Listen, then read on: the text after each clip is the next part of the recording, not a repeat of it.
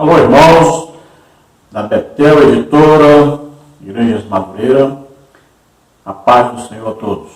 Eu sou o pastor Henrique, morava antes em Imperatriz Maranhão, agora moro aqui em Americana, São Paulo. Esperamos contribuir para o aprendizado, tanto de vocês quanto o meu. Vamos então meditar na lição. Hoje nós vamos ver aí a lição número 11. Neste trimestre estamos estudando aí o Sermão do Monte, a ética, os valores e a relevância dos ensinos de Jesus Cristo. Se você deseja adquirir as revistas da Betel Editora, entre em contato aí pelo fone 21 3575 8900 ou 21 99675 1384. Hoje vamos estudar então a lição número 11, a relevância do discernimento. Aí nós vemos um juiz, com um martelo, é aquele que dá o veredito. Então ele vai julgar a causa e vai dar o seu veredito. Então muitas vezes nós temos assumido esse papel de juiz, que não deve ser o nosso papel. Nós temos que condenar o pecado, segundo o que está escrito na Bíblia, mas não o pecador. O pecador, enquanto ele estiver vivo, ainda dá para ele se arrepender e dá para ele ser salvo. Então nós condenamos o pecado. Agora, desde que nós também não estejamos cometendo o mesmo pecado que nós estamos condenando no outro. O textual da lição está em Tiago 1,5, que diz: "E se algum de vós tem falta de sabedoria, peça a Deus, que a todos dá liberalmente, e o não lance em rosto, e ser-lhe-á dada." Então precisamos de muita sabedoria para não sair por aí condenando as pessoas, Muitas vezes nós nem conhecemos a pessoa. E se conhecemos, não conhecemos na intimidade. Também não podemos, por ouvir falar, condenar alguém. Você conhece a história das 3 peneiras? Veja aí, um homem foi ao encontro de Sócrates, levando ao filósofo uma informação que julgava de seu interesse. "Quero contar-te uma coisa a respeito de um amigo teu." "Espera um momento", disse Sócrates. "Antes de contar-me, quero saber se fizeste passar essa informação pelas 3 peneiras." "3 peneiras? O que quer dizer?" "Vamos peneirar aquilo que tem a me dizer. Devemos sempre usar as 3 peneiras. Se não as conhece, presta atenção. A primeira é a peneira da verdade. Tens certeza que isso que queres dizer-me é verdade?" "Bem, foi o que eu ouvi os contar. Não sei exatamente se é verdade." "A segunda peneira é a da bondade. Com certeza deves ter passado a informação pela peneira da bondade. Ou não?" Envergonhado, o homem respondeu: "Devo confessar que não." "A terceira peneira é a da utilidade. Pensaste bem se é útil o que vieste falar a respeito do meu amigo?" "Útil? Na verdade, não." Então disse-lhe o sábio: "Se o que queres contar-me não é verdadeiro, nem bom, nem útil, então é melhor que o guardes apenas para ti." Moral da história: se as pessoas usassem desses critérios, seriam mais felizes e usariam seus esforços e talentos em outras atividades, antes de obedecer ao impulso de simplesmente passá-los adiante. Então veja que essa é uma ilustração, Nós muitas vezes ouvimos alguém falar, ouvimos pela internet alguma notícia, uma fofoca, alguma coisa, e já passamos para frente e já damos ali um like, aí passamos nos grupos e nem temos certeza disso. Nem vimos se essa notícia é uma coisa boa para se passar para frente. Nem sabemos se tem alguma utilidade, Será que isso vai fazer bem à pessoa que nós estamos falando dela? Então, temos que analisar primeiro, sempre antes de passarmos à frente qualquer coisa, devemos analisar primeiro. A verdade aplicada. Precisamos da constante ajuda do Espírito Santo para agirmos e nos relacionarmos com discernimento e equilíbrio. Então veja que existe o discernimento espiritual e o discernimento intelectual, humano. Então nós temos que viver na dependência do Espírito Santo para que possamos discernir melhor, possamos decidir ao sabermos de alguma coisa, ao vermos alguma coisa. Devemos saber qual a fonte, de onde veio isso. Veio da própria pessoa? Veio de Deus? Ou veio de Satanás? Os objetivos da lição são ensinar a discernir entre o certo e o errado, mostrar como a hipocrisia cega e injusta, destacar a santidade e a riqueza do Evangelho. Então sempre vamos discernir segundo o que está escrito na Bíblia. Né? A Bíblia até diz assim, que nós devemos ouvir as profecias, temos que valorizar as profecias. Agora a Bíblia diz, julgai as profecias, porque elas podem vir de Deus, podem vir aí da mesma pessoa que profetizou e pode vir de Satanás. Então devemos tomar muito cuidado também com a hipocrisia, né? Aquele que condena o pecado do outro, sendo que ele mesmo pratica.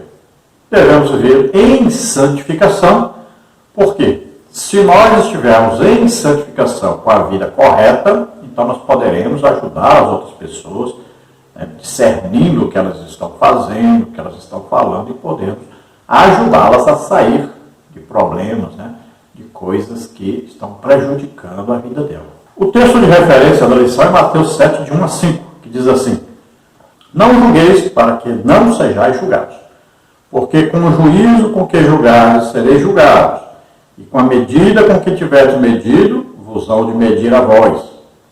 E porque reparas tu no argueiro que está no olho do teu irmão, e não vês a trave que está no teu olho? Ora, como dirás a teu irmão, deixa-me tirar o argueiro do teu olho, estando uma trave no teu? Hipócrita, tira a primeira trave do teu olho, e então cuidarás em tirar o argueiro do olho do teu irmão. Então vamos estudar aí, dentro desse texto, que Jesus ensinou, né, lá no monte, o sermão do monte. Ó, o esboço da lição é assim, ó, tópico 1, discernindo entre o certo e o errado. Aí dentro desse tópico nós vamos ver subtópico 1, não julguei. Subtópico 2, quem julga será julgado. Subtópico 3, o autocontrole do julgamento. No tópico 2 nós vamos ver discernindo a natureza das coisas. Subtópico 1, o argueiro e a trave. Subtópico 2, vencendo a hipocrisia. Subtópico 3, o perigo de não ter discernimento. No tópico 3, vamos ver discernindo entre o digno e o indigno. No subtópico 1, os cães. Subtópico 2, os porcos. Subtópico 3, as pérolas. Então, esses aí os assuntos da nossa lição, que nós vamos estudar mais detalhadamente. Vamos ver, então, a introdução da lição, que diz assim: Jesus segue desenvolvendo o tema da natureza da vida do reino para seus discípulos. E aqui passa a alertá-los sobre as tentações que podem surgir em seus relacionamentos pessoais. Mateus 7, de 1 a 2. E o ponto de partida aí diz, é preciso praticar a palavra de Deus. Então veja que Jesus está falando sobre diversos assuntos, e agora nós vamos ver ele falando sobre o julgamento, aí o juízo que nós decretamos muitas vezes sobre as pessoas. Então tem a ver com relacionamento interpessoal. Jesus falou do relacionamento com Deus, agora está falando do relacionamento de uns para com os outros, o nosso conviver. Agora não nos esqueçamos que nós temos um dom do Espírito Santo, um dom de revelação, que é o discernimento de espíritos. Então esse dom serve para quê? Para revelar a fonte de uma manifestação, ou de uma palavra dada por alguém, ou de um comportamento de alguém. É diferente do discernimento humano. O discernimento humano pode vir, por exemplo, do conhecimento das Escrituras. Então alguém conhece a palavra de Deus, alguém está pregando alguma coisa que confronta a palavra de Deus, que é contrária à palavra de Deus, então a pessoa vai discernir, ela vai julgar, olha, isso aqui está em desacordo com a Bíblia. Então isso aí não é discernimento do Espírito Santo, não é dom do Espírito Santo. É uma coisa que vem da intelectualidade, do conhecimento humano. Então nós podemos ver aí no mundo vários comportamentos e nós vamos saber discernir. Isso é certo ou errado? Olha, um filho desobedecer o pai e a mãe, nós sabemos que é errado. Alguém viver na prostituição, sabemos que é errado.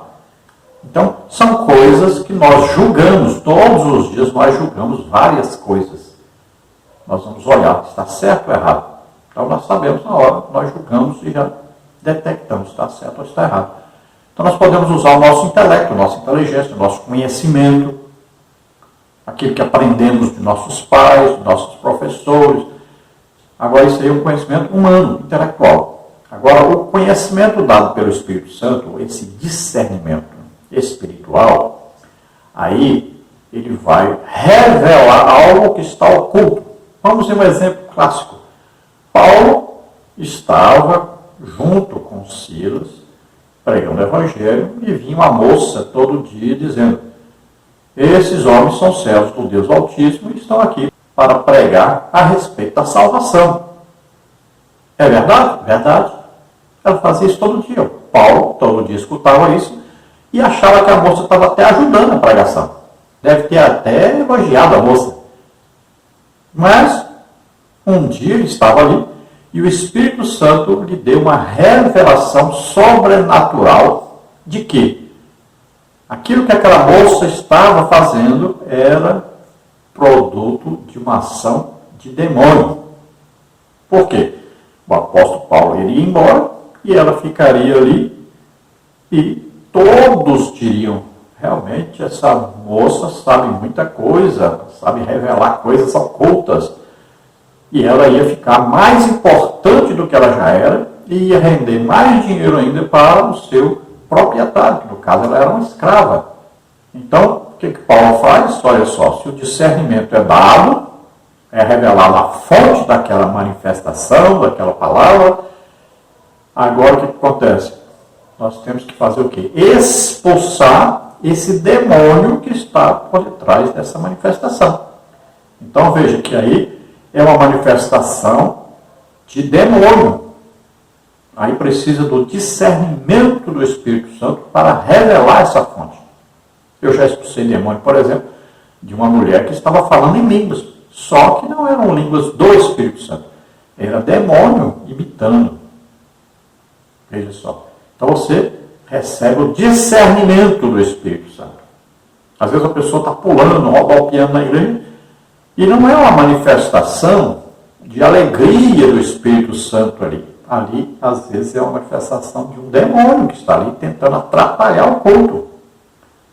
Pode uma pessoa num culto ficar dando glória a Deus, aleluia, altíssimo na hora da pregação e atrapalhando as pessoas ouvirem a pregação. Sabia disso? Isso é uma manifestação de um demônio, na verdade. Não é coisa de Deus. Olha só. Paulo vai regular o falar em línguas na igreja, por exemplo. Pode a pessoa ficar falando em língua de toda altura na hora que o pregador está pregando. E isso não é de Deus. A pessoa está atrapalhando o ensino, a pregação da palavra de Deus. Então, tem que haver o quê? Um discernimento espiritual nessa hora. Né?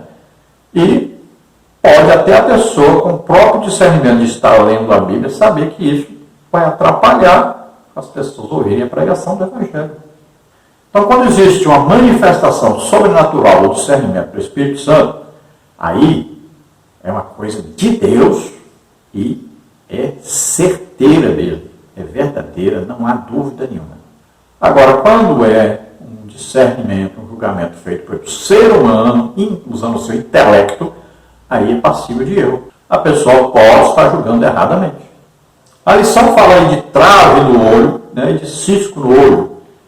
Veja bem, vamos dar um exemplo aqui. Uma igreja que tem colunas, né, aquelas igrejas, muitas vezes a gente vai pregar em igreja, é um salão que a igreja começou agora, então, para pagar um aluguel barato, acaba alugando um salão onde tem muitas colunas. Veja o exemplo. Tem um homem atrás da coluna. Imagine, alguém que está pregando lá na frente, ele vai ficar com o pescoço para lá e para cá para enxergar. Aí você veja bem, essa mulher está com a mão no olho. Como é que ele atrás da coluna, como é que ele vai dizer para essa mulher: você está com um cisco no seu olho, eu estou vendo? Ele não está vendo, ele está atrás de uma coluna. como é que ele vai poder ajudá-la, como é que ele vai ver o cisco no olho dela bem miudinho, se ele está atrás de uma coluna, de uma trave. É isso que Jesus está ensinando. Você não consegue enxergar nem o seu próprio pecado, como é que vai enxergar o dos outros? Então você está na prática desse pecado e quer condenar o outro que você nem conhece, nem tem certeza que ele realmente está praticando, mesmo que você está praticando. Veja aí essa figura. Tem gente que é especialista em detectar as falhas dos outros, mas é míope para enxergar as próprias. Então tem gente que consegue detectar o erro de todo mundo, o pecado de todo mundo, mas não consegue enxergar os seus próprios pecados, os seus próprios erros. Então está alguém aí na frente do espelho e diz, antes de você julgar, condenar alguém, se coloque diante do espelho e julgue a si mesmo. O apóstolo Paulo fala sobre isso na hora da Santa Ceia, né? Cada um julgue-se a si mesmo. Aí depois você participa da ceia, da Santa Ceia. Então todos nós devemos nos julgar a nós mesmos. E ele disse, se nós nos julgássemos a nós mesmos, evitaríamos a condenação. Agora acontece uma coisa. Aquele que vai falar do cisco no olho do outro, então ele deve não estar cometendo o mesmo pecado que o outro. Por que as pessoas odiavam tanto Jesus? Por que as pessoas odeiam tanto um crente que vive orando, jejuando, evangelizando? Por quê? Porque ele pode falar do pecado dos outros, porque ele não está cometendo o mesmo pecado. Como Jesus não pecava, nunca pecou, como Jesus dizia, pode alguém me convencer de pecar? Então eles não tinham do que acusar Jesus, e Jesus poderia julgá-los e condená-los. Assim também o crente, não quer dizer que o crente, tem crente que nunca pecou, que não peca, mas tem crente que vive na vida santificada, aí lutando contra o pecado e vencendo o pecado, e ele pode sim julgar as causas, julgar as coisas que acontecem na igreja. Paulo muitas vezes falou isso, Jesus falou que nós temos que julgar também. Muitas vezes nós estamos condenando ou falando mal de uma manifestação do Espírito Santo. Quantos estão hoje aí blasfemando contra o Espírito Santo? Por quê? Não leram direito a Bíblia, não entenderam direito. Não são pessoas de oração, de jejum. Não é oração que eu estou falando, nem de 1 hora, 2 horas, 3 horas, 4 horas, 5 horas de oração todo dia. Jejum que eu estou falando é jejum de 3 dias, 21 dias, 40 dias. Jejum. Então, como eles não são praticantes dessas coisas, não tem um dom do Espírito Santo funcionando, operando através deles, aí começa a criticar os outros, coisas que eles não conhecem e acabam blasfemando contra o Espírito Santo. É um perigo muito grande. Isaías 58, 9 diz, então clamarás e o Senhor te responderá, gritarás e ele dirá, eis-me aqui, se tirares do meio de ti o jugo, o estender do dedo e o falar iniquamente. Então olha aí, a vida de uma pessoa que é servo de Deus, que ele deve tirar do seu conviver, da sua vida, do seu falar, esse julgar, condenar as pessoas. Falar do pecado, sim, mas não das pessoas. Não deve condenar as pessoas. Então apontar os outros, né? Apontar o erro do outro. Não deve fazer isso. Nós vamos pregar, nós não podemos ficar lá vendo uma pessoa lá embaixo que está com pecado e tal, e ficar falando daquele pecado, acusando a pessoa. Né? Então temos que tomar todo esse cuidado, porque isso acontece muito na igreja hoje. 1 Coríntios 14, 29, fala os profetas 2 ou 3 e os outros julguem. Olha aí, ordem para julgar. As profecias devem ser julgadas. Romanos 14, 22, a fé que tens guarda contigo mesmo diante de Deus. Bem-aventurado aquele que não se condena a si mesmo naquilo que aprova. Então aqui nós vamos ver, você desaprova uma coisa ou aprova aquilo, você faz um julgamento. Bem-aventurado aquele que não se condena a si mesmo, porque se ele aprova uma coisa, ele pode fazer e faz essa coisa. Para ele não é pecado. Se ele desaprova uma coisa, então ele não pode fazer aquilo, ele não pode viver na prática daquilo, senão ele está se condenando. 1 Coríntios 4, 3, todavia a mim, muito pouco se me dá de ser julgado por vós, ou por qualquer tribunal humano, nem eu tampouco a mim mesmo me julgo. Então Paulo está dizendo que ele não se importa com o julgamento dos outros e nem ele mesmo se julga a si mesmo, porque ele tem Jesus Cristo que o julga, ele tem Deus que o julga. Então, o importante é esse julgamento que ele considera o julgamento verdadeiro, correto e que não tem falhas. Um exemplo muito interessante sobre esse condenar, julgar os outros e a própria pessoa está praticando aquilo é a história do rei Davi, né? Que Natan chega para ele e vai contar o caso de um homem. Olha só, vamos ler aí rapidinho. Segundo o livro de Samuel 12, e o Senhor enviou Natan a Davi, e entrando ele a Davi, disse: havia numa cidade 2 homens, um rico e outro pobre. O rico tinha muitíssimas ovelhas e vacas, mas o pobre não tinha coisa nenhuma, senão a pequena cordeira que comprara e criara. E ela havia crescido com ele e com seus filhos igualmente. Do seu bocado comia, do seu copo bebia, dormia em seu regaço, e a tinha como filha. E vindo um viajante ao homem rico, deixou este de tomar das suas ovelhas e das suas vacas, para guisar para o viajante que viera a ele. E tomou a cordeira do homem pobre e a preparou para o homem que viera a ele. Então o furor de Davi se acendeu em grande maneira contra aquele homem e disse a Natan: vive o Senhor, que digno de morte é o homem que fez isso. E pela cordeira tornará a dar o quadruplicado, porque fez tal coisa e porque não se compadeceu. Então disse Natan a Davi: tu és este homem. Assim diz o Senhor, Deus de Israel: eu te ungi rei sobre Israel, e eu te livrei das mãos de Saul, e te dei a casa de teu senhor, e as mulheres do teu senhor, e teu seio, e também te dei a casa de Israel e de Judá. E se isto é pouco, mais te acrescentaria tais e tais coisas. Por que, pois, desprezaste a palavra do Senhor, fazendo mal diante dos teus olhos? A Urias o Heteu feriste a espada, e a sua mulher tomaste por tua mulher, e a ele mataste com a espada dos filhos de Amon. Agora, pois, não se apartará a espada jamais da tua casa, porquanto me desprezaste e tomaste a mulher de Urias o Heteu, para que te seja por mulher. Assim diz o Senhor: eis que suscitarei na tua mesma casa um mal sobre ti, tomarei tuas mulheres perante os teus olhos e as darei a teu próximo, o qual se irritará com tuas mulheres perante este sol. Porque tu o fizeste oculto, mas eu farei este negócio perante todo Israel e perante o sol. Então, segundo Samuel aí 12, até versículo 12. Nós sabemos também que Deus julgou e condenou, e o filho de Davi com Batseba morreu, né? Veja só, apesar de Davi ter jejuado, orado, mesmo assim, a criança morreu. O juízo foi aplicado. Então veja que Davi condenou a si próprio, sem saber que estava condenando a si próprio. Vamos ver aí uma tabelinha sobre o julgamento temerário. Vemos aí advertências de Jesus e consequências. Olha, não julgueis. Consequências, ser julgado também. Advertência de Jesus, o cuidado com a medida do juízo. Consequência, a mesma medida usada contra nós. Advertência de Jesus, reparar o largueiro do olho do nosso irmão. Consequência, esquecer a trave que está no nosso olho. Então, não condene o pecador, condene o pecado de acordo com a Bíblia, desde que você mesmo não esteja cometendo o mesmo pecado. Então, fizemos aí uma introdução da lição, e agora nós vamos passar aí por cada tópico, cada subtópico. No tópico 1, nós temos discernindo entre o certo e o errado. Comumente, as mesmas características que nos aborrecem nos outros são as que temos. Jesus nos ensina que devemos examinar nossas motivações e nossa conduta, em vez de julgar o próximo. Mateus 7:1. Então, não é regra, né?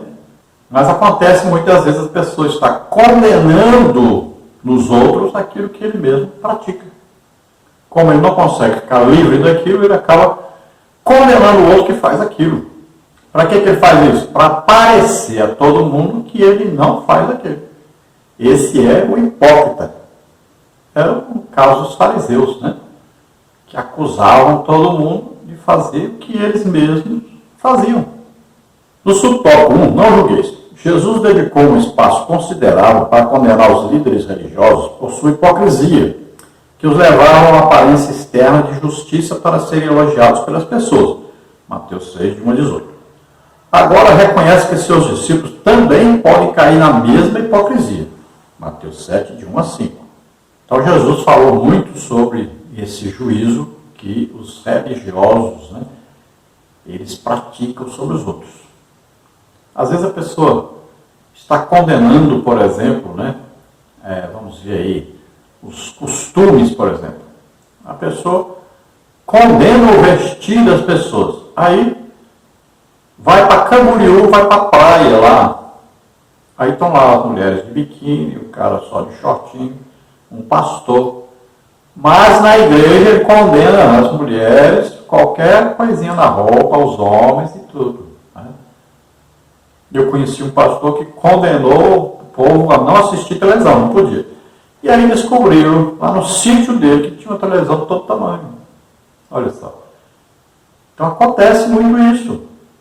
Muito, mas muito mesmo. As pessoas condenam os outros pelo aquilo que ele mesmo está fazendo. Eu conheci um pastor dando ensino para casais, falando sobre adultério. E depois foi descoberto que ele estava há 2 anos adulterando com uma cantora. Imagine. Então a pessoa ensina, prega sobre uma coisa que ele mesmo está fazendo. Ele condena nos outros. Mas ele não se condena a si mesmo. A ordem de Jesus de não julgar os outros pode ser a mais amplamente citada de suas declarações.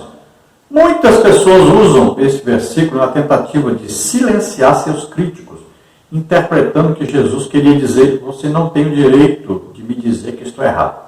A questão aqui é saber como lidar com o julgamento, quais os critérios e em que medida se deve usá-los. Então, o que acontece? As pessoas muito inteligentes, né, muito sábias, vamos dizer assim, como diz o Maranhão, pessoas descaradas. Então, o que elas fazem? Olha, você não pode me julgar não, hein? Olha, é pecado ficar julgando os outros. Então, a pessoa está vivendo em pecado e aí não quer que ninguém fale nada. Olha, está dizendo, Jesus diz que não pode julgar. Olha só. Mas Jesus não disse isso.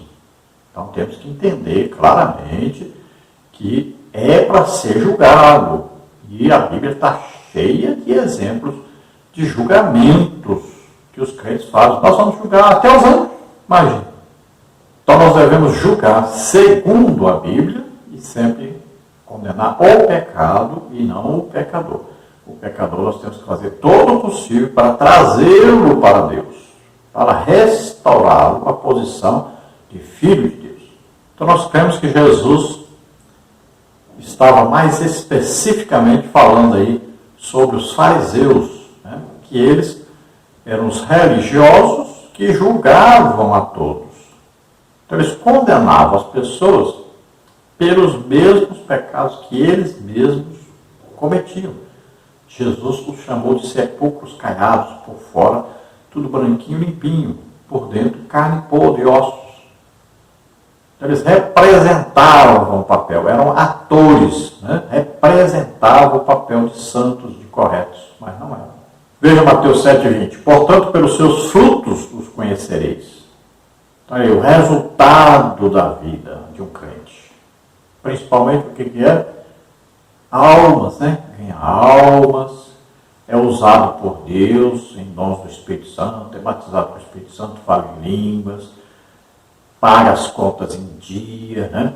É uma pessoa honesta, sincera, que vive de santificação, em jejum, de oração. Então, você vai vendo a vida da pessoa e aí você vai ver que aquela pessoa é uma pessoa de Deus. Mesmo que o quê? Vai acontecer com essa pessoa o quê? Quanto mais você fica próximo de Deus, mais as pessoas passam a odiá-lo, falar mal, inventar coisas. Quando a pessoa não pode provar nada de errado para a pessoa, ele começa o quê? A inventar coisas a respeito da pessoa. Que se chama o quê? Difamar, né? Acabar com a fama, né? Ao invés de ter uma boa fama, passa a ter uma má fama. É isso que a pessoa quer. Veja 1 Coríntios 5,12. Porque que tenho eu em julgar também os que estão de fora? Não julgais vós os que estão dentro? Então Paulo está falando aos coríntios sobre o julgamento, né, de pecado. Tinha pessoa ali vivendo em incesto. E a igreja não julgava, não condenava esse pecado. A pessoa estava ali convivendo como se fosse até normal. Como se todos estivessem concordando com aquilo. Ninguém falava nada, ninguém agia. E veja que Paulo fala que tem que julgar e condenar e ainda disciplinar aquele irmão. E o que a Bíblia ensina? Que ele deve ser repreendido publicamente para que ninguém mais fique imitando o mesmo pecado. Agora, Romanos 2:1. Portanto, és inexcusável quando julgas, ó homem, quem quer que sejas, porque te condenas a ti mesmo naquilo que julgas a outro, pois tu que julgas, fazes o mesmo. Então, olha o que Jesus está dizendo. Se você faz aquilo, se você está cometendo um pecado, o mesmo pecado que o outro está cometendo, e você fica condenando o outro. Veja que coisa mais absurda, que hipocrisia. A pessoa bebe bebida alcoólica, escondido, e condena o outro que está bebendo bebida alcoólica. Veja só. Está fumando escondido e condena o outro que fuma. Ele está vivendo em adultério e condena o outro que foi descoberto em adultério. Veja só. Aí o juízo vem sobre essa pessoa. Romanos 2:17-24 diz assim: eis que tu que tens por sobrenome judeu, repousas na lei, te glorias em Deus, e sabes a sua vontade, e aprovas as coisas excelentes, sendo instruído por lei, confias que és guia dos cegos, luz dos que estão em trevas, instruidor dos nécios, mestre de criança, que tens a forma da ciência e da verdade na lei. Tu, pois, que ensinas a outro, não te ensinas a ti mesmo? Tu que pregas que não se deve furtar, furtas? Tu que dizes que não se deve adulterar, adulteras? Tu que abominas os ídolos, cometes sacrilégio? Tu que te glorias na lei, desonras a Deus pela transgressão da lei? Porque, como está escrito, o nome de Deus é blasfemado entre os gentios por causa de vós. Olha que coisa terrível. Religiosos que estão na prática do pecado, mas condenam o pecado publicamente. Eu fui pregar uma vez numa cruzada, numa praça, na cidade do interior. E que coisa interessante. Eu fui pregar e aí as pessoas não quiseram vir à frente aceitar Jesus. E eu, sempre quando eu vou pregar em qualquer lugar, muitas almas se convertem. Eu achei estranho. E aí fui procurar saber o que estava acontecendo, porque haviam pessoas descrentes. E aí um irmão me disse: irmão, é porque o pastor aí brigou com a mulher, deu uns murros na mulher aí, foi preso, está maior escândalo na igreja aí, a cidade toda está sabendo disso. Está explicado. Então olha só, um crente pode impedir o evangelho de ter progresso. Um falso pastor, um pastor que vive na prática do pecado, do adultério, por exemplo, pode impedir que milhares de pessoas se convertam. É uma coisa terrível isso. Então a pessoa fica na porta, não entra e nem deixa ninguém entrar. Então ainda no tópico 1, discernindo entre o certo e o errado, subtópico 2, quem julga será julgado. A exigência de Jesus aqui é que seus discípulos não sejam inclinados a julgar e a censurar. Romanos 14:10-13, Tiago 4:11-12. A firmeza do compromisso dos discípulos com o reino de Deus e a justiça exigida deles não os autoriza a adotar uma atitude julgadora. Os que julgam, assim serão julgados, não pelos homens, o que traria pouca consequência, mas por Deus, que se adequa ao tom solene do discurso. O discípulo que toma sobre si a tarefa de julgar o que o outro faz, usurpa o lugar de Deus, Romanos 14:10, e por isso tem que responder a ele. A pessoa que anda no pecado e vive condenando os outros por causa dos seus pecados, o que vai acontecer? Deus vai julgá-lo, e com o juízo que ele está condenando os outros, com o mesmo juízo ele será condenado por Deus. E olha, se ele que é homem tem o juízo sobre o outro homem, e a sua condenação não vai causar tanto dano assim à pessoa, mas Deus vai julgá-lo porque ele está julgando o outro pelo mesmo pecado que ele comete. E Deus não é como homem, tem consequências sérias. A pessoa será lançada no inferno. Veja aí Romanos 14:10-13. Mas tu porque julgas teu irmão? Ou tu também porque desprezas teu irmão? Pois todos havemos de comparecer ante o tribunal de Cristo, porque está escrito: pela minha vida, diz o Senhor, todo joelho se dobrará diante de mim, e toda língua confessará a Deus, de maneira que cada um de nós dará conta de si mesmo a Deus. Assim que não nos julguemos mais uns aos outros, antes seja o vosso propósito não por tropeço ou escândalo ao irmão. Então veja, podemos condenar o pecado, mas não o pecador. Nós temos que trazer o pecador para Jesus, para Deus. Com muito amor, você pode insistir, passar anos e anos e anos pelejando com aquele que vive do pecado. Então, fale sempre que o pecado está errado, que não é de Deus. Agora, nunca diga que aquela pessoa está condenada e não tem jeito para ele. Não, não existe isso. Sempre tem jeito. Enquanto ele estiver vivo, tem jeito. Ele pode se arrepender. Por isso que o crente não concorda de maneira nenhuma com a pena de morte, por exemplo. Com a eutanásia.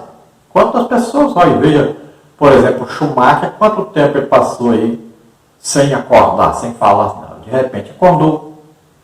Se tivessem feito a eutanásia, tinha morrido, pronto. Então ele tem ainda uma chance de aceitar Jesus, ser salvo. Se é que não é, não sei. Então veja só, a pessoa está na fila da condenação a morrer na cadeira elétrica, como tem em alguns estados lá nos Estados Unidos. Isso é um absurdo. A pessoa vai morrer. Veja só, estão tirando a chance dessa pessoa ser salva. Isso é um pecado terrível. Nós não podemos concordar com isso.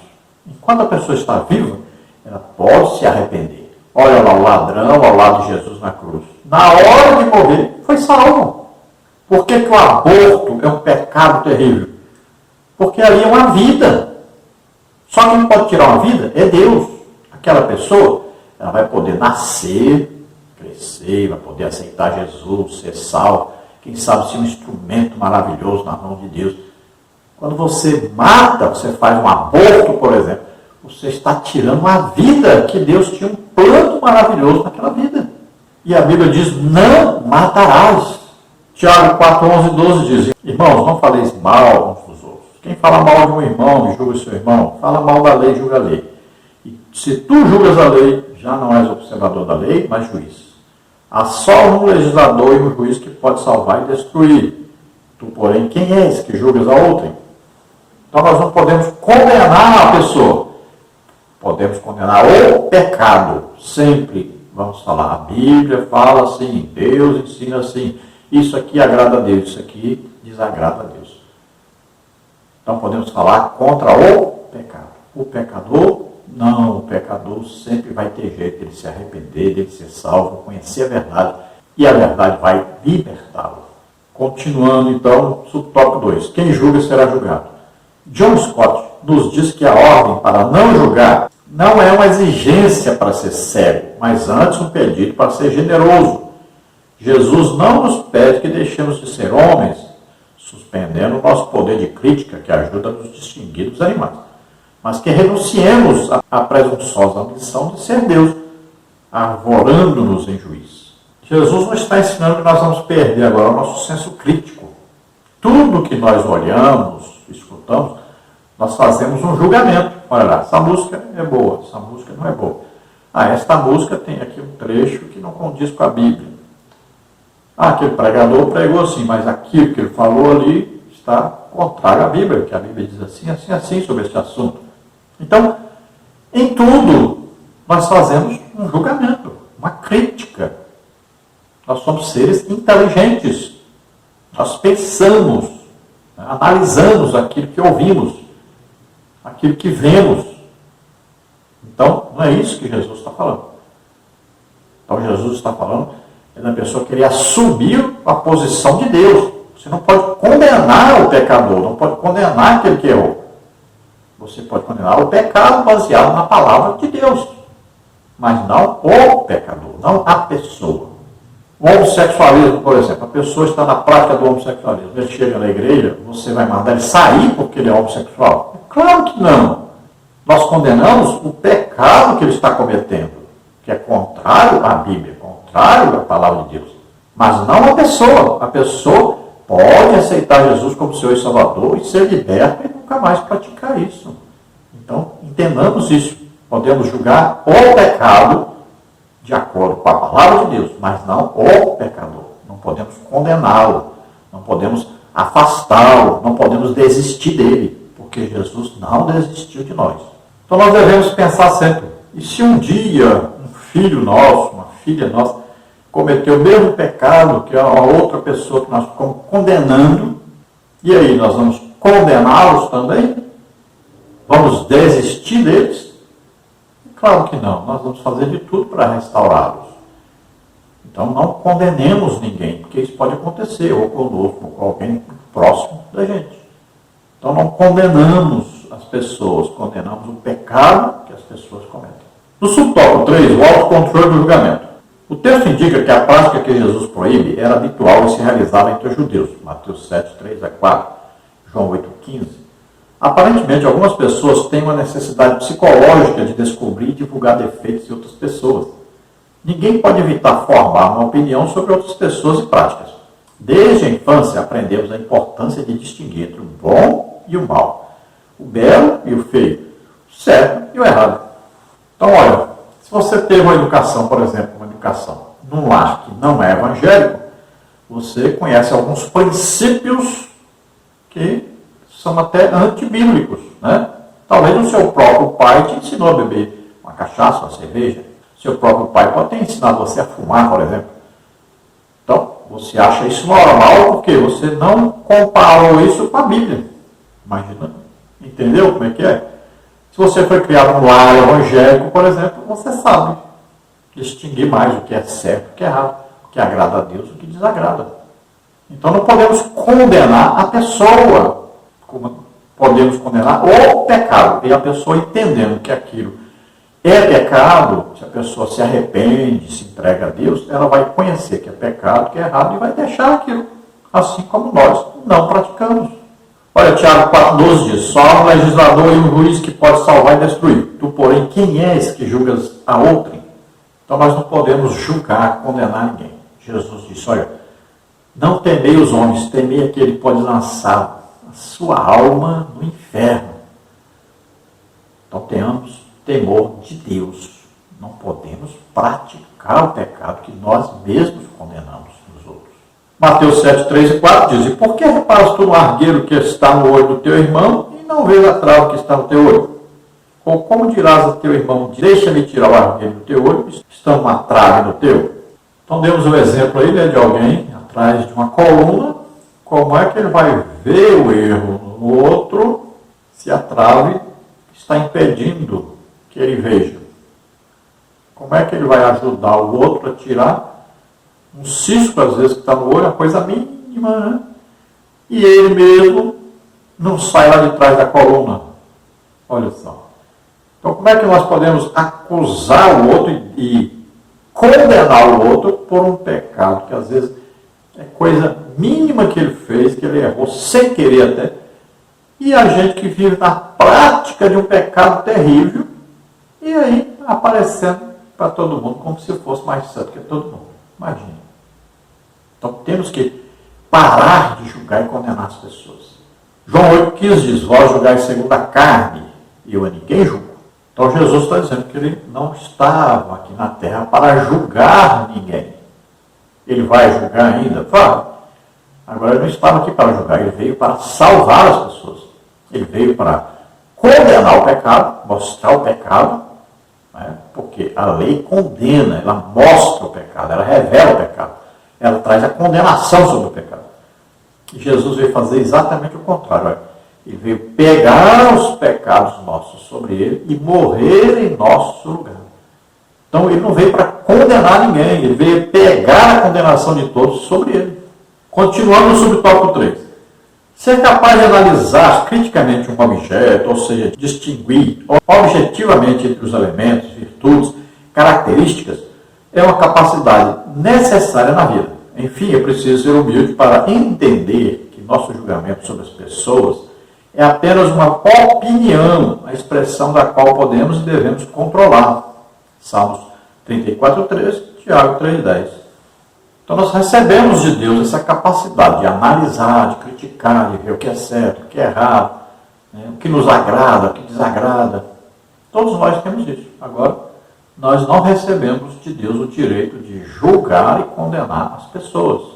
Então temos que controlar isso a qualquer custo.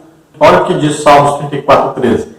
Guarda a tua língua do mal e os teus lábios de falar enganosamente. Muita gente pratica, fala enganosamente, com engano.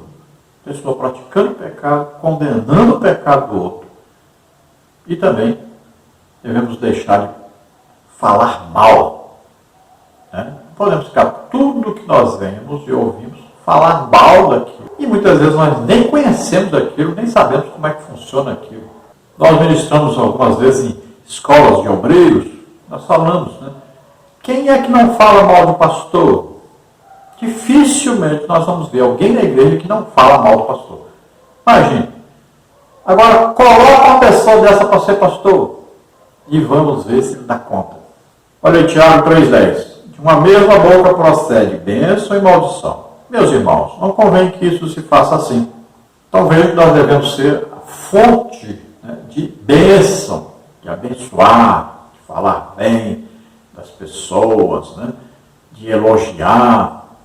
E é evidente, pecado é para ser condenado, né, é para nós falarmos segundo o que está na Bíblia. Agora, não apontarmos o dedo para a pessoa, não condenar aquela pessoa porque está praticando isso. Nós condenamos o pecado, não a pessoa. Lembre-se disso. Faça assim daqui para frente. Então, nós devemos viver na prática de críticas destrutivas, mas temos que praticar o quê? A crítica construtiva. Temos que ajudar as pessoas a saírem da situação que está e temos que mostrar um caminho mais excelente. Aquele que pratica o julgamento destrutivo, ele acaba chamando atenção para si. Qualquer coisa que ele fizer errado, ele vai receber a condenação de todos sobre ele. Não só das pessoas, mas de Deus. Então, quando nós julgamos os outros sem misericórdia, sem amor, nós acabamos também sendo julgados assim, sem amor e sem misericórdia. Agora, no tópico 2, discernindo a natureza das coisas. Então, vamos agora para o tópico número 2 da lição. Então, aí no tópico 2, nós temos discernindo a natureza das coisas. Jesus nos ensina que o homem só pode ver o exterior e, portanto, não pode entender o que está na mente e no coração de outrem. 1 Samuel 16, 7b. O que diz aí? Porém, o Senhor disse a Samuel: não atentes para a sua aparência, nem para a altura da sua estatura, porque o tenho rejeitado. Porque o Senhor não vê como vê o homem, pois o homem vê o que está diante dos olhos, porém o Senhor olha para o coração. Então é lembrado aí, né, pelo bispo, falando a respeito lá de Samuel. Samuel é um profeta de Deus, um homem irrepreensível diante dos homens. E veja que ele se enganou. Ele olhou o exterior, ele olhou os filhos ali de Jessé e começou logo escolhendo o mais alto, o mais bonito. E ele não soube fazer o julgamento certo, não teve o discernimento correto, porque ele olhou o exterior. E Deus disse: eu não olho o exterior, eu olho o interior. Veja bem. Então Deus olha e vê o que está dentro de nós. E é o mais importante. Imagine, se não fosse assim, nós homens não teríamos oportunidade em nada com Deus. As mulheres, só as mulheres que teriam. Então, graças a Deus que Deus olha o interior. Então, aprendamos que nem sempre aquilo que nós estamos vendo é aquilo que é na verdade. Nós não conhecemos a fundo as pessoas. Não conhecemos o interior das pessoas, o coração, a mente. Não sabemos como é essa pessoa diante de Deus. Às vezes nós julgamos segundo as aparências, né? E isso é ruim. Às vezes a pessoa antipatiza com alguém, só de conversar com a pessoa, de olhar para a pessoa muitas vezes. Imagine, isso é um pré-julgamento, isso é uma condenação que a pessoa faz. Nem conhece a pessoa. Não sabe nada a respeito da pessoa. E já a condenou, já a pré-julgou. Imagine. Por isso que Jesus disse que muita gente chega na igreja, né? a pessoa ali mal vestida, não tem um carro bonito, né? E aí coloca a pessoa lá atrás, não dão atenção para a pessoa.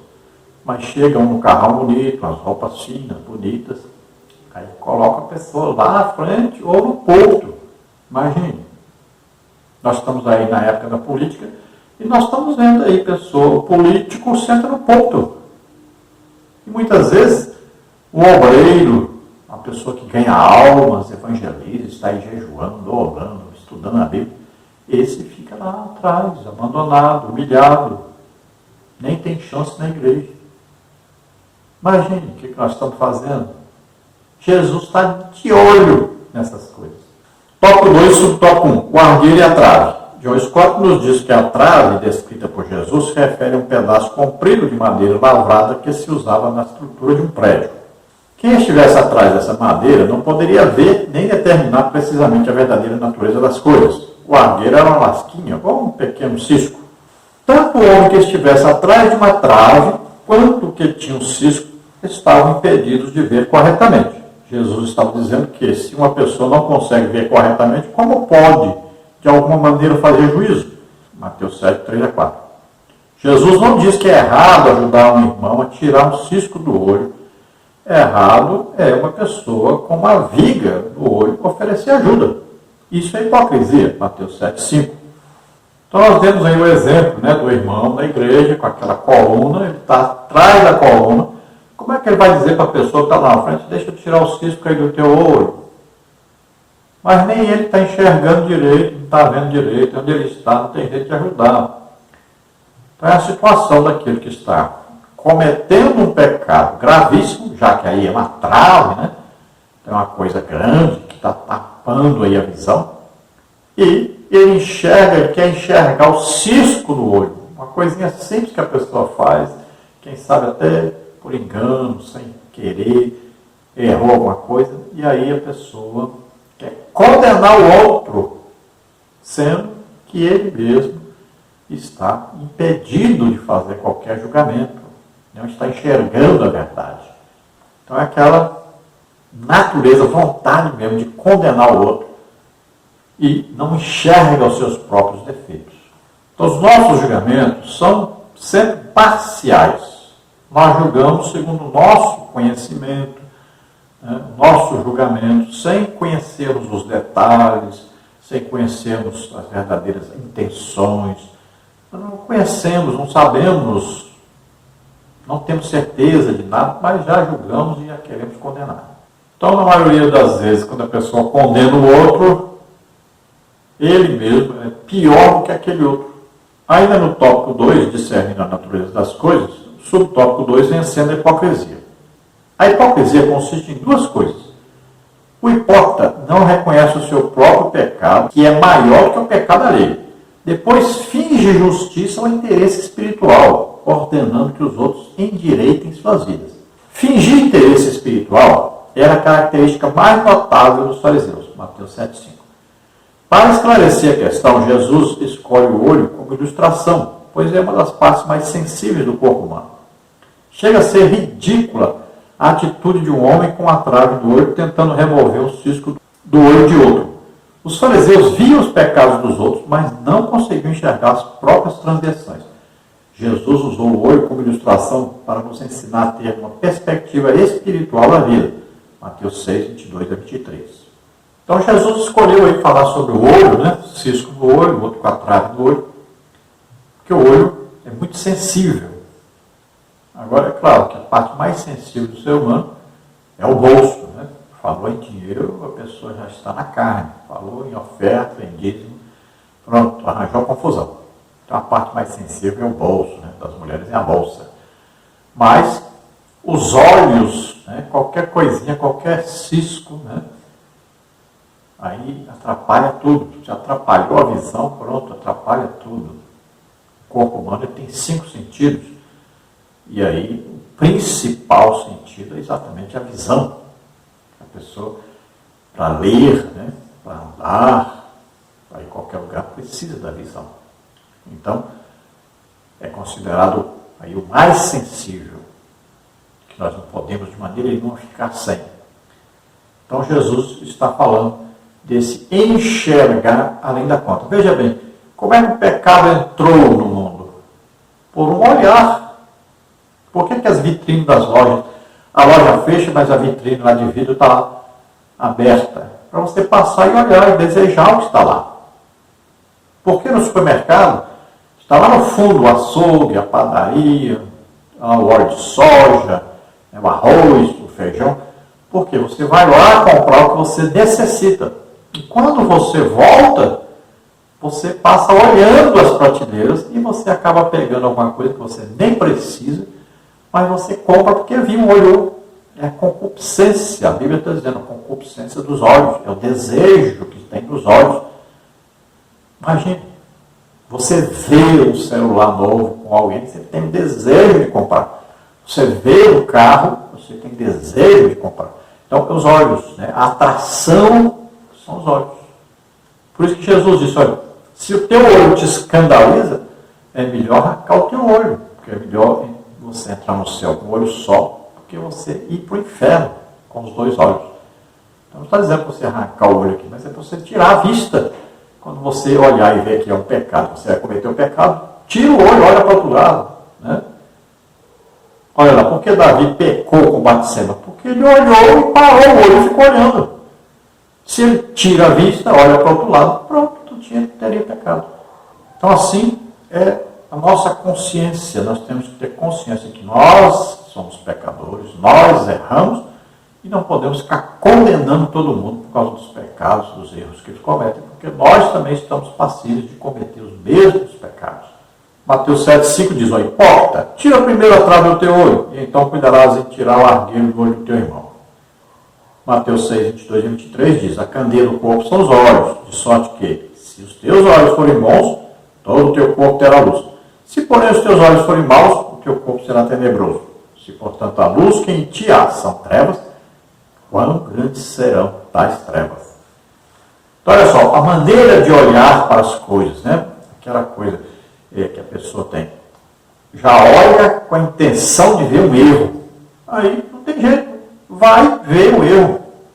Você está vendo você está ouvindo uma pregação e você já está ali com a intenção de descobrir algo errado na pregação.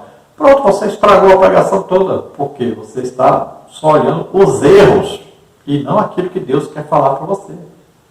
Imagine você chegar na cidade do interior, aqueles irmãos que não têm estudo, né? Fala as palavras tudo errado. Você fica prestando atenção nas palavras que ele está fazendo errado e Deus fala com você e você nem ouve. Então temos que ter esse olhar, essa intenção sempre de ver as coisas boas. Todo mundo tem uma coisa boa nele. Então vamos procurar ver as coisas boas. Veja Deus nas pessoas, o Espírito Santo está lá dentro da pessoa. Então fica muito difícil você querer corrigir e ajudar alguém que está em pecado, sendo que você mesmo está cometendo um pecado. Veja em Gálatas 6:1. Irmãos, se algum homem chegar a ser surpreendido em alguma ofensa, vós, que sois espirituais, encaminhai o tal com espírito de mansidão, olhando por ti mesmo, para que não sejas também tentado. Gálatas 6:1. Agora Tiago 5:19 e 20. Irmãos, se algum dentre vós tem desviado a verdade, alguém o converter, saiba que aquele que fizer converter do erro, do seu caminho, um pecador, salvará da morte uma alma e cobrirá uma multidão de pecados. Então, olha, aquele que é espiritual, ele sempre vai tentar ajudar o outro a se livrar do pecado que ele está cometendo, para que ele esteja em comunhão com Deus e seja salvo. Então, aquele que está desviado, caído, afastado, nós vamos ajudá-lo, vamos atrás dele, vamos insistir até que ele volte para Jesus, que volte para a igreja. É o nosso trabalho. Não é condenar a pessoa e abandoná-la. Ainda no tópico 2, discernir a natureza das coisas, no subtópico 3, o perigo de não ter discernimento. Jesus aborda um problema no extremo oposto do julgamento hipócrita. A ingênua aceitação das pessoas sem discernir suas verdadeiras origens. Embora os crentes estejam impedidos de julgar os outros a partir de motivações erradas e sem critérios bíblicos, Mateus 7:1-5, Jesus preveniu contra uma completa falta de discernimento em relação às atitudes das pessoas para com o Evangelho. O Senhor exige discernimento adequado do bem e do mal. Mateus 7:6, 15-23. Porque em seu cotidiano, os discípulos de Jesus terão que fazer constantes avaliações.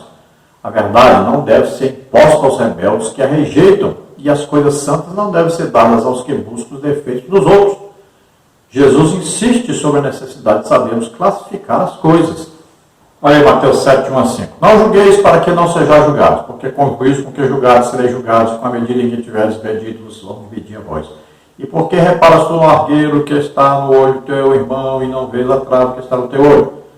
Ou como dirás a teu irmão, deixe-me tirar o argueiro do teu olho, estando a trave no teu? Hipócrita, tira primeiro a trave do teu olho, então cuidarás em tirar o argueiro do olho do teu irmão. Olha bem, então Jesus está exigindo o discernimento correto. Nós temos que entender, procurar ajudar as pessoas que estão vivendo em pecado. Mostremos a elas Jesus. Olha, quando a pessoa conhecer Jesus, ela vai abandonar esse pecado e vai se tornar uma outra pessoa. Olha, a pessoa chega na casa de uma pessoa, por exemplo, católico, apostólico, romano, tem lá as imagens. Ele chega lá e já condena a pessoa que está vivendo em idolatria, fala das imagens dela. O que vai acontecer? Essa pessoa vai se voltar contra você, não vai ouvir você pregar o Evangelho, e você vai perder essa alma. Mas se você pregar sobre Jesus, o amor de Jesus, o perdão de Jesus sobre os pecados todos, apresentar Jesus para a pessoa, ela aceitar Jesus, ela vai tirar todas essas imagens. Olha, eu era católico, então eu aceitei Jesus como Senhor e Salvador. O que eu fiz? Eu quebrei todas as imagens que tinha na minha casa, quebrei os discos de rock, né?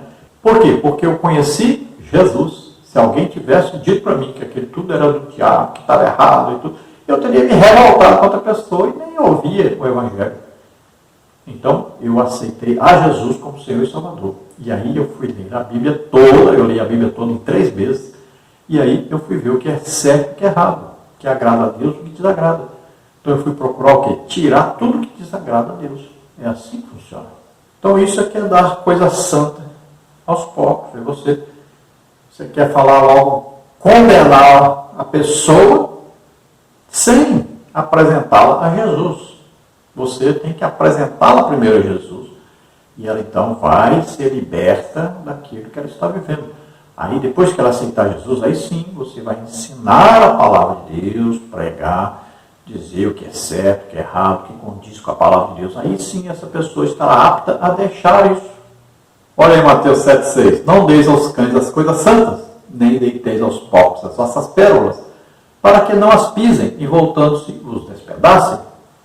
Então olha, não quer dizer que você agora, não, eu vou pregar para fulano, não, que quando eu vou pregar para ele fica abusando, falando mal, fazendo brincadeira, mas aí você não vai pregar para ninguém, então.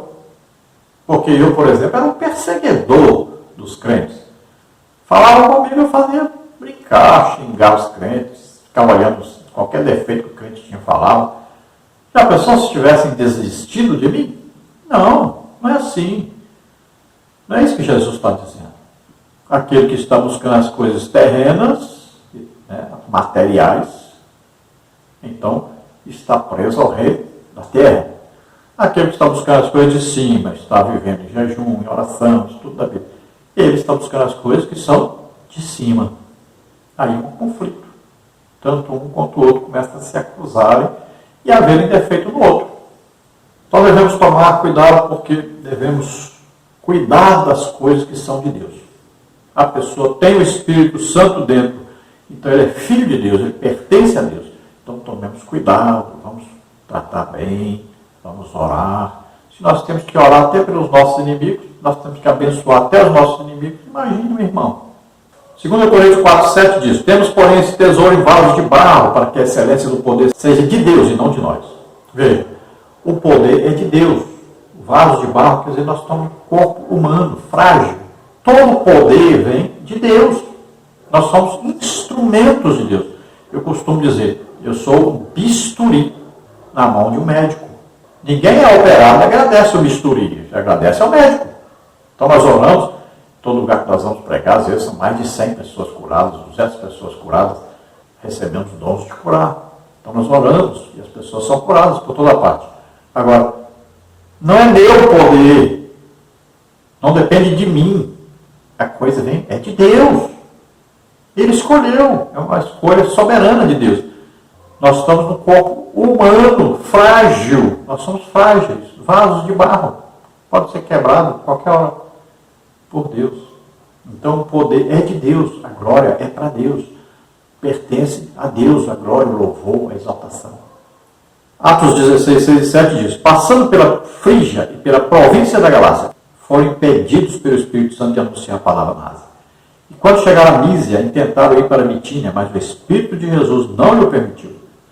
Então veja, aquele que vive guiado, dirigido pelo Espírito Santo, submisso ao Espírito Santo, que ouve o Espírito Santo, que sabe a intenção do Espírito, então ele vai ser dirigido, controlado. Olha, Jesus, cheio do Espírito Santo, foi ao deserto. Olha só, o Espírito Santo conduziu Jesus ao deserto para ser tentado por Satanás. Você vai, mas não pode. Como é que o Espírito Santo vai dirigir Jesus? Pois é, isso que aconteceu, está na Bíblia escrito. O dirigiu para ser tentado. Veja bem, Jesus cheio do Espírito Santo. Sim, Jesus estava na terra como homem. Foi cheio do Espírito Santo. E foi conduzido, dirigido pelo Espírito Santo. Olha aí, Paulo foi impedido pelo próprio Espírito Santo de ir para um lugar, porque o Espírito Santo queria que ele fosse para outro. Então, aquele que é dirigido, instruído, levado pelo Espírito Santo, nós temos que ser assim. Então, no nosso julgamento também nós somos dirigidos, orientados pelo Espírito Santo. Mateus 7,6 diz: não deis aos cães as coisas santas, nem deiteis aos porcos as vossas pérolas, para que não as pisem e, voltando-se, vos despedacem. Então, é claro que cães aqui são os cães ainda, aqueles sem serem domados, cães bravos, né, que mordiam as pessoas, né, faziam coisas terríveis, porque naquele tempo não tinha tanta comida, era pouca comida, e os cães apareciam para devorar, e se alguém entrasse no meio, morria. Então, está dizendo, não Deus aos cães as coisas santas, está dizendo aquelas pessoas que são inimigas e pessoas que já foram crentes na verdade, né, e estão totalmente desviadas, voltaram, por exemplo, à idolatria. Então nós cremos que aquelas pessoas que Jesus disse que saiu um demônio deles quando eles aceitaram Jesus, mas eles se desviaram totalmente do Evangelho e agora tem 7 demônios morando neles. Então os atos desse homem ficam piores do que antes de ele aceitar Jesus. Então eu creio que Jesus está se referindo a essas pessoas religiosas que blasfemam contra o Espírito Santo, pessoas que se tornaram realmente inimigas de Deus. Então essas pessoas, nós não devemos ficar perdendo tempo com essas pessoas. Tá? Esse tipo de pessoas que eu entendo assim. Mateus 26, 63 diz: Jesus, porém, guardava silêncio e, insistindo no sumo sacerdote, disse-lhe: conjuro-te pelo Deus vivo que nos diga se tu és o Cristo, o Filho de Deus. Então veja que Jesus passou por um julgamento humano. E veja que quando Pilatos lava as mãos depois lá no julgamento, ele está condenando Jesus. Veja Lucas 23, 9 a 11. Interrogando com muitas palavras, mas ele nada respondia. E estavam os principais sacerdotes e os escribas acusando-o com grande veemência. E Herodes, com seus soldados, desprezou-o, e escarnecendo dele, vestiu de uma roupa resplandecente e tornou a enviá-lo a Pilatos. Então veja que Jesus foi julgado, condenado, sem nunca ter feito nada de errado. Eles odiavam Jesus sem causa. Eles tinham inveja de Jesus. Tópico 3 agora, discernimento entre o digno e o indigno. Nesse último ponto, Jesus se vale de figuras de linguagem para ensinar a seus discípulos que as coisas santas não podem ser dadas para aqueles que não querem ou que não têm capacidade para apreciar os valores espirituais. Veja Mateus 7,6, que diz: não deis aos cães as coisas santas, nem deiteis aos porcos as vossas pérolas, para que não as pisem e, voltando-se, vos despedacem.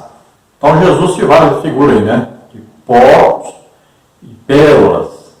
Então vamos ver aí no subtópico 1, os cães. Herbert Lucken nos diz que o seu se refere aqui a cães selvagens e rosnadores que se voltam e mordem a mão daqueles que os alimentam. Os cães do Oriente são mais selvagens e vivem mais em matilhas do que os nossos cães domesticados. Alimentam-se de carniça e lixo e são mais sanguinários do que os do Ocidente. era a esses que Jesus tinha em mente quando os usou em referência aos que, de forma selvagem, odeiam a verdade. Jesus quer que seus discípulos sejam inteiramente inofensivos em seu relacionamento com os outros, mas ao mesmo tempo que reconheçam que nem todos estão sempre em condições de serem abordados para ouvir e conhecer o Evangelho. Mateus 7:6b. Então aqui nós demos a nossa opinião, né? Já anteriormente aí. Então eu creio que aqui Jesus está falando desse tipo de pessoas, porque os fariseus, por exemplo, eles conheciam a palavra de Deus, viam que Jesus era o Filho de Deus, viam que os milagres que Jesus fazia só podiam ser realizados por Deus, e mesmo assim se voltaram contra Jesus, condenaram Jesus. Então veja só, então Jesus está falando a respeito dessas pessoas. Por isso eu creio que em nossos dias, esses cães, né, são aqueles que já conheceram o Evangelho e deixaram o Evangelho, se tornaram outra vez até idólatras. Estão totalmente desviados do Evangelho, se tornaram inimigos do Evangelho. Nós temos hoje várias pessoas assim, até pessoas de destaque, né? Até na política nós temos pessoas assim, que se tornaram inimigos, ficam lá trabalhando como se fosse Balaão, ensinando, né, os políticos a colocarem tropeço nos crentes, né? Pessoas que ensinam, que vão falar, faz assim, fala assim e tal. Nós vamos conseguir apoio de um grupo aqui de evangélicos, fazendo assim, falando assim. Imagine. Então são pessoas que são inimigas do Evangelho. Então, não adianta nós falarmos para eles sobre Jesus, sobre o Evangelho, sobre o amor de Deus, sobre o perdão e misericórdia de Deus. Porque eles já conheceram isso e eles odeiam isso agora. Paulo nos fala que tem certas coisas que nós não devemos orar por elas. Tem pessoas que nós não devemos orar por eles. Por quê? Veja bem, uma pessoa que está vivendo em adultério, ela está na igreja, sabe que o adultério é pecado, mas ela continua vivendo em adultério. Ela teima em viver em adultério. Então, é perca de tempo. A pessoa está fazendo propositalmente. Ela sabe que está errado, mas quer continuar no erro. Então, pronto, larga para lá. É assim que funciona. Por isso que Jesus está falando sobre a coisa das santas aos cães. Você está dando a palavra de Deus, mas a pessoa se recusa, sabendo que é de Deus, que é certo, mas ela se recusa em atender, em ouvir, e até critica, fala mal e ainda fica perseguindo aqueles que querem ajudar. Veja Mateus 10, de 11 a 14, que diz: E em qualquer cidade ou aldeia que entrardes, procurai saber quem nela seja digno e hospedai-vos aí até que vos retireis. E quando entrares em alguma casa, saudai-a, e se a casa for digna, desça sobre ela a vossa paz. Mas se não for digna, torne para vós a vossa paz. E se ninguém vos receber nem escutar as vossas palavras, saindo daquela casa ou cidade, sacudiu o pó dos vossos pés. Então nós vemos que Jesus enviou os discípulos de 2 em 2 para irem às aldeias, pregar o Evangelho. Deu poder a eles de curar os enfermos, ressuscitar mortos, expulsar demônios.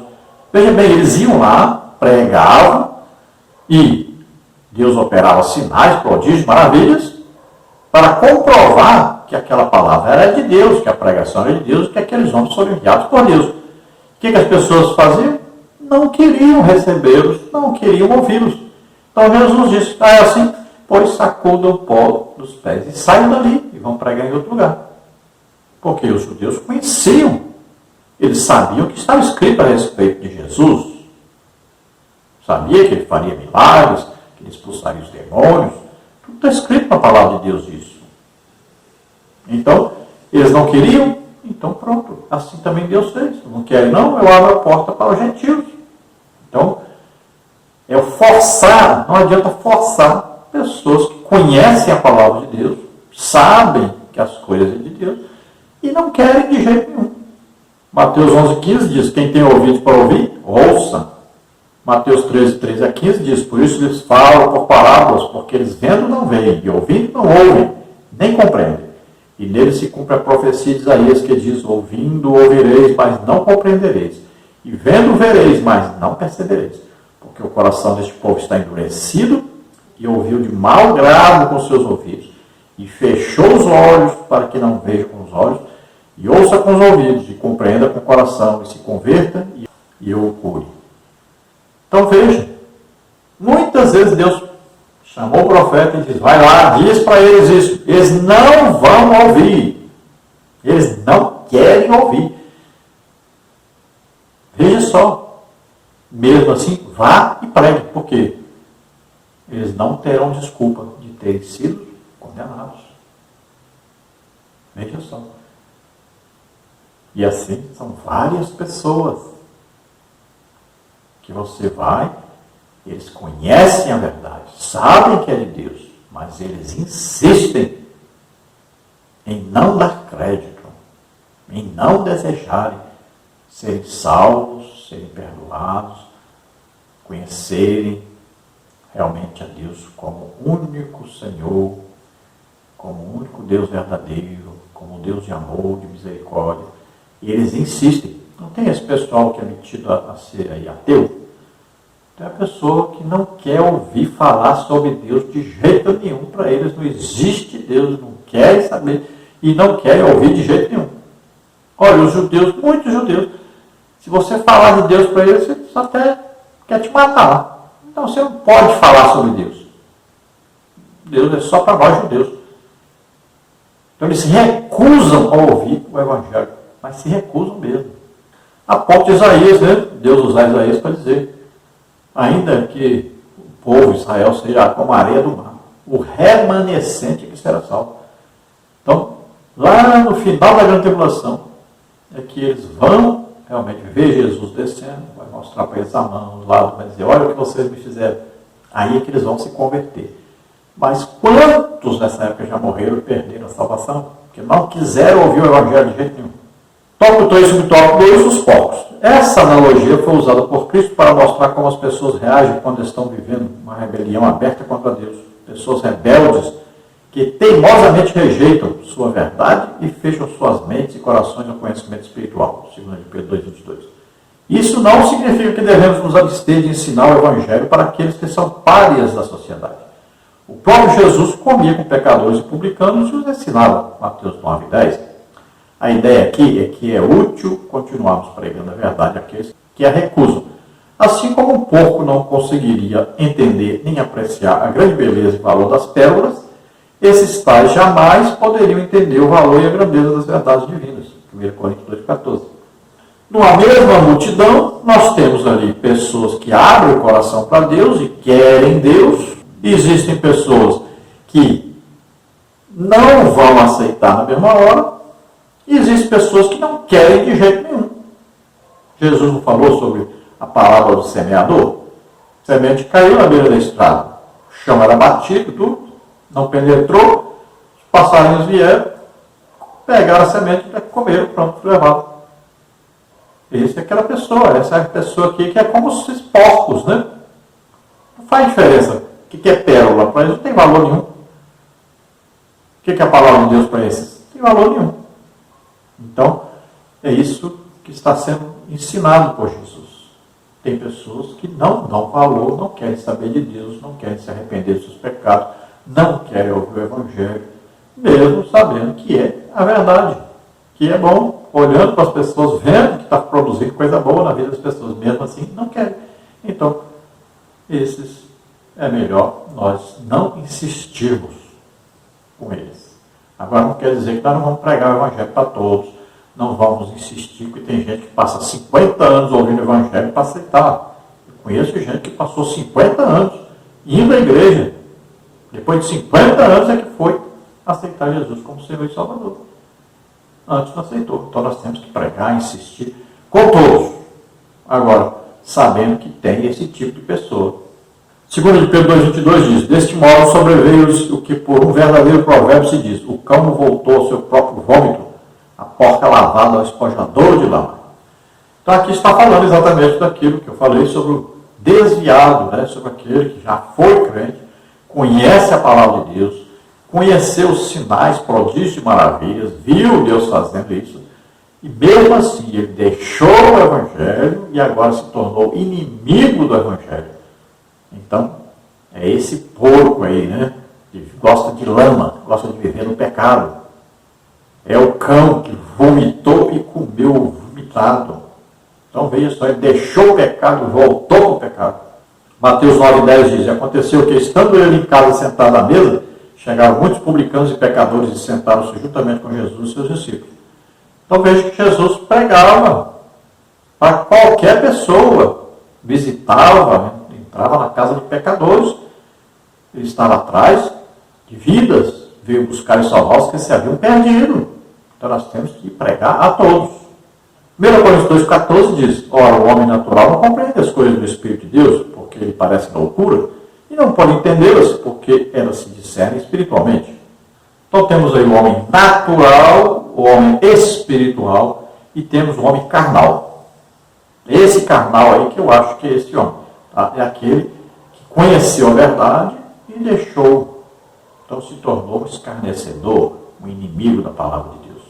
Tópico 3, subtópico 3, as pérolas. As pérolas consideradas as mais preciosas de todas as joias, Mateus 13, 45 a 46, 1 Timóteo 2, 9, passaram a simbolizar a preciosidade da verdade. É fácil imaginarmos o desapontamento e consequente ira dos porcos ao descobrir que o que pensavam ser comida eram apenas pérolas. Essa é uma imagem muito cabível para os que são impuros, selvagens, incapazes de apreciar as joias inestimáveis da fé cristã. São esses, diz Cristo, a quem não temos o direito de entregar o tesouro das nossas pérolas. Após ouvir a palavra, se tornam piores do que eram antes. Salmos 14:1, Provérbios 26:4. Os sagrados e pérolas são termos que se referem a verdades espirituais de grande valor. Então, pérolas aí podemos colocar como as palavras de Deus, como as obras que Deus faz, né, os milagres, sinais, prodígios, maravilhas. Tudo isso que, colocados à disposição das pessoas, tem aqueles que desprezam, que falam mal, que perseguem até aqueles que são usados por Deus, pessoas que não querem mesmo o Evangelho, não querem saber de Deus. Mateus 13, 45 a 46 diz: outro sim, o reino do céu é semelhante ao homem negociante que busca boas pérolas, e encontrando uma pérola de grande valor, foi e vendeu tudo quanto tinha e comprou-a. Então olha, que o reino de Deus é como aqui uma pérola. A pessoa descobre que ouve o Evangelho, é uma coisa tão boa, tão gostosa, é uma vida nova, fica livre de tudo quanto é vício. Então descobre o amor de Deus, a comunhão do Espírito Santo. É tão bom, tão gostoso, quer falar para todo mundo sobre isso, quer divulgar isso. É o amor, é o primeiro amor, é uma maravilha isso. É gostar, amar realmente as coisas de Deus. E quem não é assim? Tem gente que já experimentou isso e resolveu deixar tudo, porque a pessoa não presta mesmo. 1 Timóteo 2,9. Que do mesmo modo as mulheres se ataviam em traje honesto, com pudor e modéstia, não com tranças ou com ouro, ou pérolas, ou vestidos preciosos. Então está falando aqui do valor das pérolas, né, que naquela época tinha um valor muito grande, como tem hoje o ouro, né, como tem também o diamante. Salmos 14:1 diz: disseram os mestres no seu coração, não há Deus, tem se corrompido, fazem-se abomináveis em suas obras, não há ninguém que faça o bem. Então aqui, olhando para esse tipo de pessoas, são pessoas abomináveis, pessoas que se tornaram inimigos do Evangelho. Provérbios 26:4 diz: não respondas ao tolo segundo a sua estutícia, para que também te não faça semelhante a ele. Então aquele que insiste, né, em torcer a palavra de Deus, insiste, por exemplo, hoje tem aí as Bíblias, né, que estão sendo modificadas e agora estão retirando tudo que diz que é pecado e colocando como permitido. Então esse tipo de pessoas não adianta. Eles querem viver na contramão do Evangelho. Eles querem viver no pecado e ainda serem aceitos como se fossem de Deus. Veja Ezequiel 44:23. E a meu povo ensinarão a distinguir entre o santo e o profano, e o farão discernir entre o impuro e o puro. Então nós temos que ensinar a pregar a palavra de Deus, mostrando que é certo, que é errado, que é pecado, que não é. Isso nós temos que fazer, é uma obrigação nossa. Ensinar, pregar a palavra de Deus como ela é. Não condenando o pecador, mas condenando o pecado. Conclusão: quando ajustamos nossa visão de acordo com os ditames da palavra de Deus, os erros podem ser corrigidos, a forma de vida mudada e os tesouros repartidos àqueles que são confiáveis e dignos. Mateus 7:6. Então vimos aí sobre o julgar, né? E vimos que o crente tem sim o dever de julgar segundo a palavra de Deus. Não julgar o pecador, mas julgar os pecados. Mostrar a verdade às pessoas, mostrar Jesus Cristo, para que eles possam ser libertos. Lembrando que nós não podemos viver na prática do pecado e acusar o pecado dos outros. Isso é hipocrisia, um pecado muito grande, e atrai juízo de Deus sobre quem faz isso. Bom, vamos então orar agora. Se você deseja entregar sua vida para Jesus agora, se arrependendo dos seus pecados, é o momento certo, oremos juntos. Se você está doente ou está enfermo, vamos orar para que você seja curado agora.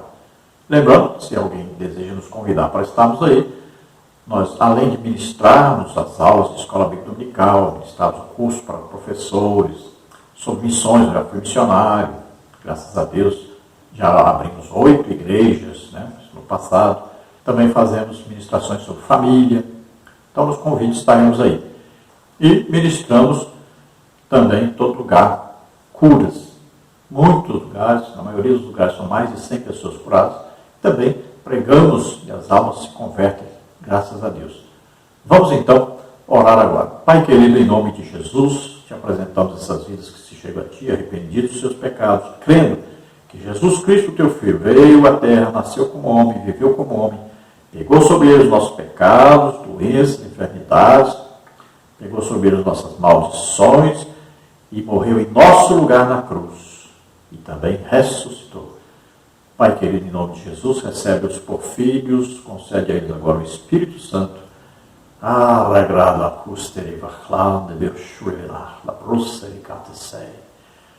Senhor, se agrada dessas vidas, enchendo-os do Espírito Santo e usando-os na tua obra.